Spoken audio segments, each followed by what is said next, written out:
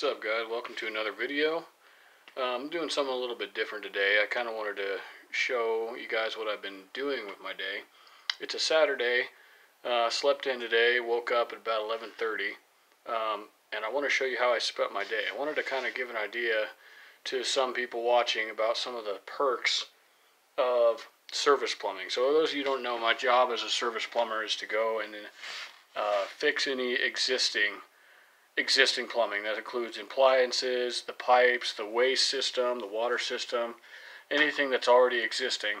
And I do no new construction, which means we don't start from the ground up on new projects. What we do is we just go in and fix those things that are already there. We do remodels, which means we'll rip out existing work and replace it with new pipes, new appliances, whatever they need, as long as it's to do with plumbing, but we don't do anything with new construction.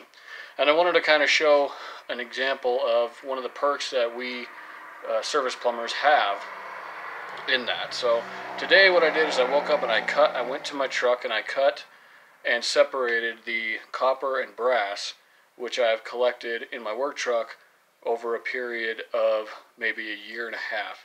Now, I usually wouldn't wait this long to cut it. Usually I cut my copper and brass maybe every 6 months or so, but I wanted to kind of let this build up to get kind of a more fat check. So let me kind of show you what we're dealing with here. So this is the load here. Now, as far as the weight of it, I'm not sure yet, and I'm not going to know until I actually take it to the recycling yard and get that figured out. But so here we have pretty much all what this is pure copper, with the exception of a little bit of solder on these fittings, which I can usually sell this copper for as pretty much 100% pure copper, and that's pretty much what it is. And then here we have dirty brass, and basically when I separate, I don't separate the brass 100%. I don't have any bin where I just do 100% brass, just because brass is a lot harder to separate, and it's not worth as much money anyway. So, you know, if, for example, you have this hose bib, which has maybe, let's say maybe 20% copper on it, because the internals of this are brass, and the only parts you see are on the outside. You have the copper pipe, and the inside's a brass rod, and then this head right here is all made of brass. And things like this, which is a tub shower valve, is pretty close to 100% brass with some plastic components and things like that. So now this is probably the heaviest bin I have. I tried to pick it up with the brass inside, and all it did was break these handles off right here. So I'm guessing this thing is close to 300 pounds of just dirty brass. So this tub here, pure copper. This tub here, also pretty close to pure copper. The only exception is I left a couple of stickers on these, which they don't care about. You know, those are just going to come right off when they melt it down.